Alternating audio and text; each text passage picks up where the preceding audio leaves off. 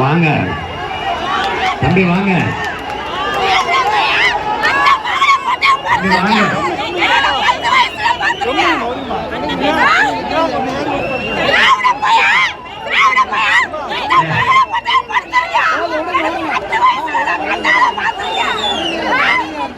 அமைதியாரு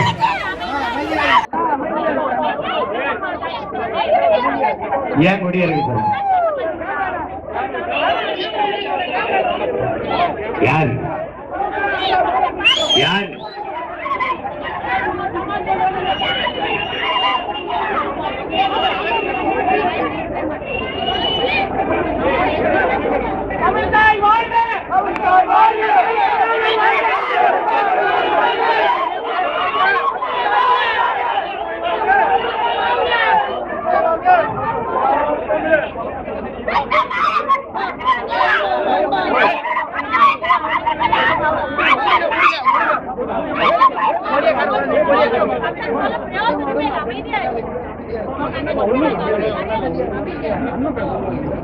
பேரன்பு கொண்டும்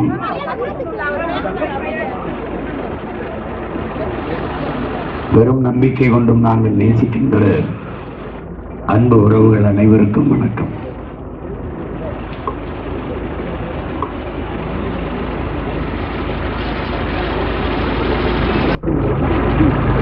நாங்கள்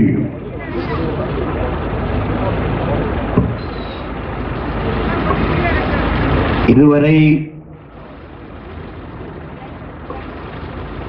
இந்த நிலத்தில் நிகழ்ந்து வந்த இந்த தீய அரசியல் ஆட்சி முறையை மாற்றி ஒரு தூய அரசியலை மலரச் செய்து ஒரு நல்ல ஆட்சியை இந்த நாட்டில் நிறுவ வேண்டும் என்று துடிக்கிறோம்.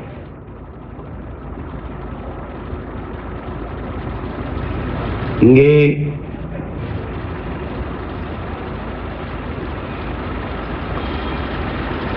நீண்ட காலமாக தமிழர்களிடத்தை ஆட்சி செய்து வருகிற இந்த திராவிட கட்சிகள், அதன் ஆட்சிகள் ஒன்றைத்தான் என் அன்பு சொந்தங்களிடத்திலே உங்கள் பிள்ளை முன்வைக்க விரும்புகிறேன். கொள்கை வழி நின்று ஒரு நல்ல ஆட்சியை இந்த ஆட்சியாளர்கள் கொடுத்திருப்பார்களே, ஆனால் பல நூறு கோடிகளை கொட்டி மக்களின் வாக்கை வாங்க வேண்டிய தேவை ஏன் ஏற்படுகிறது? மக்களுக்கு தேவை அறிந்து சேவை செய்திருந்தால் மக்களே இந்த ஆட்சி தொடர வேண்டும், இந்த ஆட்சியாளர்களே பதவியில் நீடிக்க வேண்டும் என்று பெரும் விருப்பத்தில் தங்களின் மதிப்புமிக்க வாக்கை தந்து விடுவார்கள். ஏனால் தமிழ் மக்களிடத்திலே நம்பிக்கையை பெறுவது மிகவும் கடினம். ஆனால் நம்பிவிட்டார்கள் என்றால் பிறகு அவர்களே வந்து எங்களை நம்பாதீர்கள், நாங்கள் கெட்டவர்கள் என்று சொன்னாலும் அந்த நம்பிக்கையை மாற்றிக்கொள்ள மாட்டார்கள். அப்படித்தான் நீண்ட காலமாக எமது மக்கள் வாழ்ந்திருக்கிறார்கள். இங்கே ஏற்கனவே இருக்கிற கோட்பாடுகள், இந்த காங்கிரஸ், இந்த பாரதிய ஜனதா இதை விட்டால் வேற கட்சி இல்லை, இந்த திமுக அதிமுகவை விட்டால் வேற கட்சி இல்லை என்று மாறி மாறி வேற வழி இல்லை என்று சகித்துக் கொண்ட எனது மக்கள், மாற்றத்தை வெறும் சொல்லளவிலே வைத்துக் கொண்டிருந்த மக்கள், ஒரு மாற்றம் வேண்டும், ஒரு மாற்றம் வேண்டும், ஒரு மாற்றம் வேண்டும். யார் அந்த மாற்றம்? எப்படிப்பட்ட மாற்றம்? எங்கிருந்து மாற்றம்? யாரிடத்திலிருந்து மாற்றம்? அதுக்கு வழி தெரியவில்லை. இப்படியே புலம்பிக் கொண்டு பேசிக் கொண்டிருந்த மக்களுக்கு இடையே இருந்து வந்த பிள்ளைகள் தான் நாங்கள்.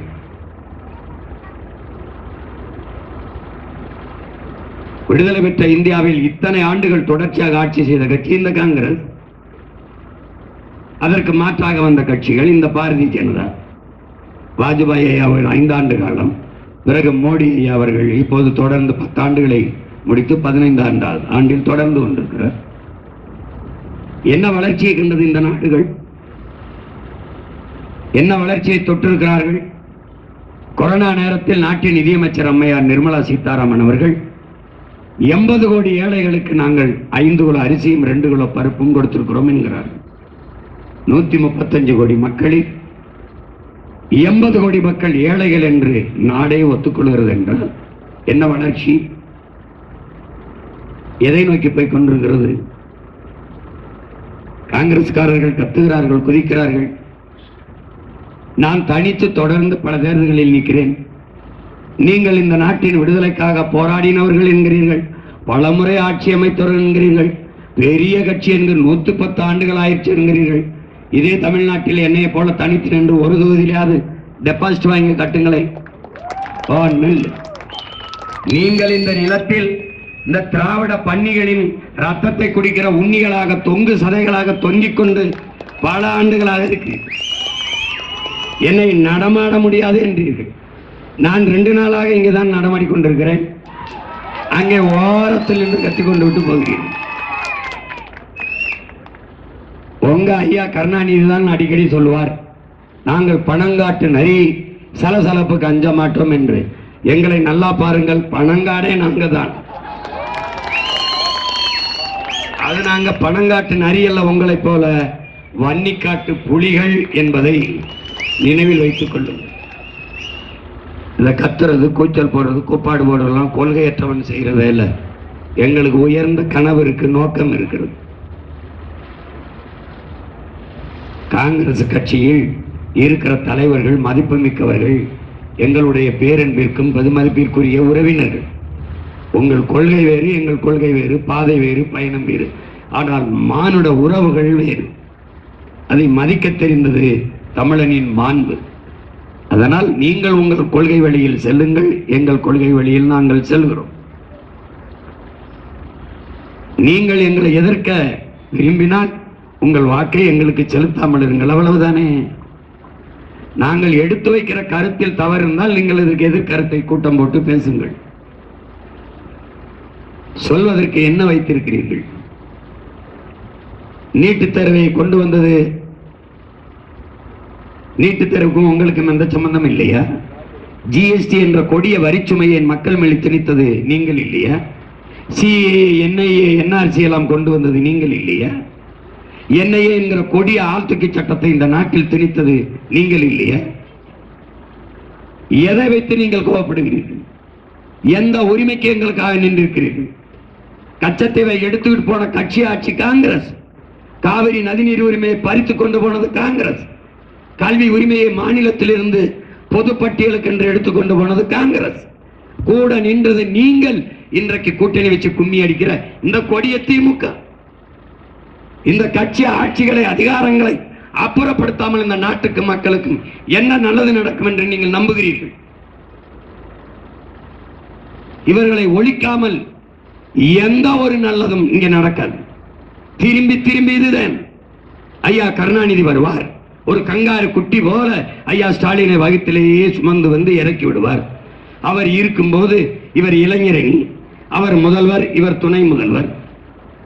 இவர் இருக்கும்போது தம்பி உதயநிதி உடனே இளைஞரணியா வருவார். ஏனால் அந்த கட்சியில் வேற இளைஞர்களே இல்லை. இளைஞரணிக்கு வருவார். திருப்பி சட்டமன்ற உறுப்பினர் ஆவார். உடனே விளையாட்டுத்துறை அமைச்சர் ஆவார். உடனே துணை முதல்வர் ஆவார். அப்பா முதல்வர், மகன் துணை முதல்வர். இன்னும் கொஞ்ச நாளில் இவர் முதல்வர் ஆவார். அவர் மகன் இன்ப நிதி, அவர் இளைஞரணி ஆவார். இப்பவே அவர் தான் இளைஞரணி. திருப்பி அவர் துணை முதல்வர் ஆவார். நீங்க அப்ப நாங்க ஏடா இந்த நாடு உங்க குடும்பத்துக்கு பட்டாப்பட்டு கொடுத்துருக்க தமிழ்நாடு எனது ஜனநாயகம் பேசுறது, சனாதன ஒழிப்பு பேசுகிறது. ஒருவன் ஒருத்தர் மகனாக பிறந்து விட்டான் என்பதற்காகவே அவனுக்கு உயர்ந்த இடமும் பதவியும் கிடைக்குமானால் அது ஜனநாயகம் அல்ல, அதுதான் கொடிய சனாதனம். சனாதனத்தை ஒழிக்க துடிப்பவர்கள் முதலில் ஐயா கருணாநிதி வீட்டில் அந்த சனாதனத்தை ஒழிக்கட்டும், பிறகு நாட்டில் ஒழிக்கட்டும். தொட்டதுக்கெல்லாம் மதுரையில் நடந்த ஜல்லிக்கட்டு போராட்டத்தில் ஒரு படிச்ச ஒரு ஐஏஎஸ் பெண் அதிகாரி, அவர் உட்கார்ந்த இடத்தை தம்பி உதயநிதிக்கு இடம் கொடுத்தீர்கள், சரி துணை முதல்வர். மாவட்ட ஆட்சியரை எழுந்திருக்க சொல்லிவிட்டு அவருடைய உதயநிதியின் மகன் இன்பதினிக்கு இடம் கொடுத்தீர்கள். அதற்கு பிறகு அவருடைய நண்பர் உட்கார இடமில்லை என்று ஒரு பெண் மாவட்ட ஆட்சியரை எழுந்திருக்க சொல்லிவிட்டு அவர் நண்பரை உட்கார சொல்கிறீர்கள். இதான் நீங்க பெண்ணுக்கு கொடுக்கிற மரியாதை, பெண்ணிய காத்து வச்ச பெண்ணிய உரிமை. இந்த கொடுமையை பார்த்து கொண்டு இந்த தமிழ்நாட்டில் தமிழ் மக்கள் கோபப்படவில்லை, ரோசம் வரவில்லை, வெறி வரவில்லை என்றால் நாங்கள் உங்கள் வாக்கை வாங்கி கொண்டு என்ன செய்ய போகிறோம்?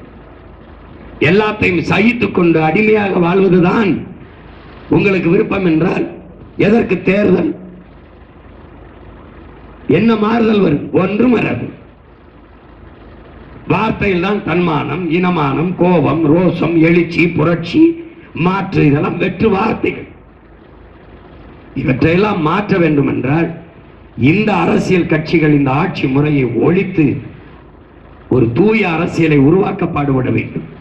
அது எங்கள் கடமை அல்ல, இந்த மண்ணில் பிறந்த ஒவ்வொருத்தருடைய கடமை. ஒரு மாற்றாக தொடர்ந்து தொடர்ந்து தொடர்ந்து களத்தில் நிற்கிற உங்கள் பிள்ளைகள் எங்களை பாருங்கள். எங்களுக்கு என்ன தேவை வந்தது? என்ன அவசியம் வந்தது? ஏன் எல்லோரும் அவரவர் வேலையை விட்டுவிட்டு இந்த வேலையை செய்து கொண்டிருக்கிறோம்? நாங்கள் இன்றைக்கு வீதியில் நிற்பது போல எங்களுக்கும் பின்னாடி வருகிற என் தம்பி தங்கைகள், எதிர்கால தலைமுறை பிள்ளைகள், அடுத்த தலைமுறை பிள்ளைகள் இதுபோல வீதியில் நின்று ஒவ்வொன்றுக்கும் மனு கொடுத்து கொண்டு போராடி கொண்டு அழுது கொண்டு நிற்கக்கூடாது என்பதற்காகவே படித்துவிட்டு பல லட்சம் பேர் வேலை இல்லாமல் நிற்கிறான். டாஸ்மார்க் கடையில சரக்கு ஊத்தி கொடுப்பவன் யார்? எம்ஏ, எம்பிஏ, எம்எஸ்சி, எம்ஃபில் 400 பேர் வாட்ச்மேன், வாயில் காவலர் வேலைக்கு விண்ணப்பித்து நிற்கிறான். வாட்ச்மேன், சாலை துப்புரவு பணியாளருக்கு போஸ்ட் கிராஜுவேஷன் முதுகலை படித்தவன் வீதியிலே நிற்கிறான், தெருக்கூட்டுகிறேன் என்று. வேலை இல்லை. இந்த நாட்டில் படித்துவிட்டு இவ்வளவு வேலையின்மை, ஆனால் நாட்டை ஆளுகிறவர்கள் நல்லாட்சி கொடுத்துக் கொண்டு இருக்கிறோம் என்கிறார்கள். முதல்வரே சட்டசபையில் சொல்லுகிறார் 1 லட்சம் போராட்டங்களுக்கு அனுமதி கொடுத்திருக்கிறோம் என்று. அப்ப 1 லட்சம் பிரச்சனைகள் நாட்டில் இருக்கிறது. இதில் எந்த பிரச்சனையை இவர்கள் ஆட்சிக்கு வந்து தீர்த்திருக்கிறார்கள்? என்ன நடந்திருக்கிறது? இந்த துன்ப துயரங்களை துடைத்து எரிந்து தூய ஆட்சி மலர வேண்டும் என்றால் ஒரே வழிதான் இருக்கிறது. உங்களை நம்பி நிற்கிற இந்த பிள்ளைகளை நம்பி உங்கள் மதிப்புமிக்க வாக்கை செலுத்துவது ஒன்றுதான். ஏமாறுகிறவன் இருக்கிற வரை ஏமாற்றுகிறவன் இருக்கத்தான் செய்வான். நாம் யாரையும் ஏமாற்ற மாட்டோம், ஏமாறவும் மாட்டோம் என்கிற முடிவுக்கு என் உயிர் சொந்தங்கள் வர வேண்டும். அறிவார்ந்த மக்கள், கற்றறிந்த மக்கள், அரசியல் புரிதலும் தெளிவும் கொண்ட மக்கள், ஈரோட்டு கிழக்கிலே வாழ்கிற மக்கள். கிழக்கில் இருந்துதான் விடிவு. ஈரோட்டு கிழக்கில் இருந்து நல்ல அரசியலுக்கான விடிவு பிறக்கட்டும். அறிவார்ந்த என் இன சொந்தங்களே, உங்களின் மதிப்புமிக்க வாக்கை இந்த இடைத்தேர்தலில் நிற்கிற என் உயிர் தங்கை சீதாலட்சுமி அவர்களுக்கு ஒளிவாங்கி சின்னத்திலே, இந்த மைக்கு சின்னத்திலே வாக்கை செலுத்தி நீங்கள் வெற்றி பெற செய்யுங்கள். இது இனமானத்திற்கான, தன்மானத்திற்கான வெற்றி. இது மண்ணை காக்கும், மக்களின் நலனை காக்கும் என்பதை மனதில் வைத்துக் கொண்டு மதிப்புமிக்க வாக்கை மைக்கு சின்னத்திலே செலுத்தி வெற்றி பெற செய்யுங்கள். புரட்சி எப்போதும் வெல்லும். நாளை உங்கள் பிள்ளைகளின் வெற்றி அதை சொல்லும். நாம் தமிழர்.